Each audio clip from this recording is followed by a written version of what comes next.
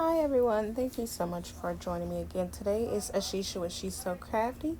Today we're going to be sublimating a 20-ounce skinny tumbler using our new tumbler heat press. We're going to go ahead and use this image on there. And typically, like I do for any other skinny tumbler, I do like to turn my tumblers upside down so that way it's nice and flush with the design. And then I'm going to go ahead and pull as tightly as I can to make sure that it is wrapped properly. So let me go ahead and get this tape down and then we'll be right back.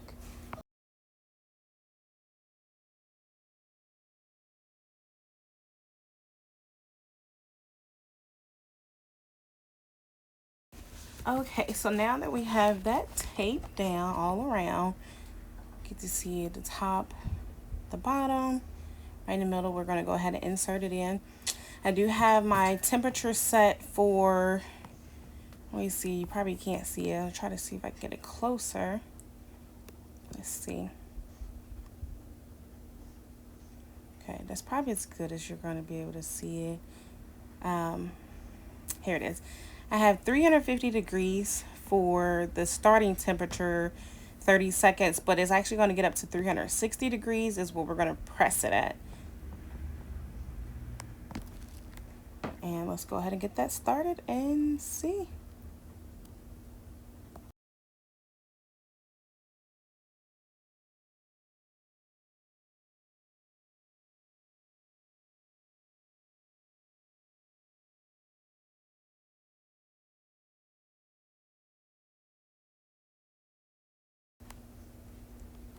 I'm going to move it up so you can actually see what I was talking about. So as you see, the temperature had actually dropped once I put the tumbler in the press, but it's gradually going back up.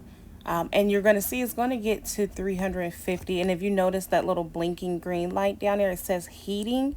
It's going to get to the initial starting temperature, was 350 degrees. And then it's actually going to heat up to 360.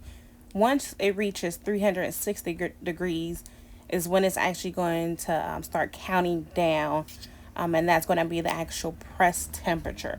So although the tumbler is just sitting in there right now while it's heating, that's fine, because that I feel like just helps it to sublimate a lot better.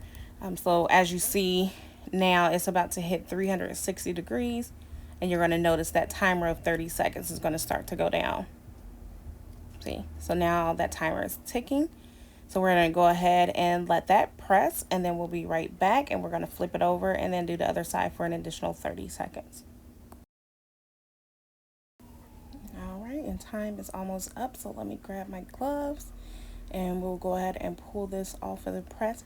Now, you didn't notice that I did flip this after the first press of 30 seconds. I did flip it over and press it on the opposite side for 30 seconds.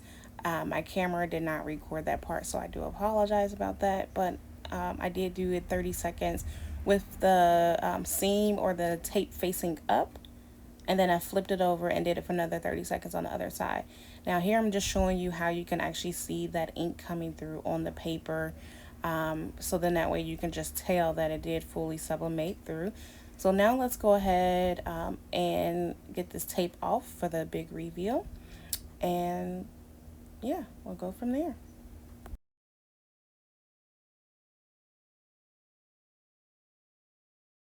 Okay, let's see what we have here. We can just get the paper off. Wow, look at that. Already you can see how beautiful it looks. Now look at that, y'all. That turned out perfectly. Oh my goodness, I am obsessed. Let me see if I can actually get it closer for you all to see. You see that? Oh my goodness. So check out that bottom part. If you can tell, like up at the top, yeah, there's a little bit of ghosting, not very much. Mainly at the bottom, you see there's no ghosting at all at the bottom. That turned out perfectly. I wish my angle of my camera was a lot different, or with that window being right there, it's kind of shining and it makes it hard to look. But if you look at the actual the paper, you see here all that ink was released off of there, so that was perfect. Yeah, so I think that turned out very well. So be sure to like our videos, subscribe to our channel, as well as turn on the bell notification. Peace out.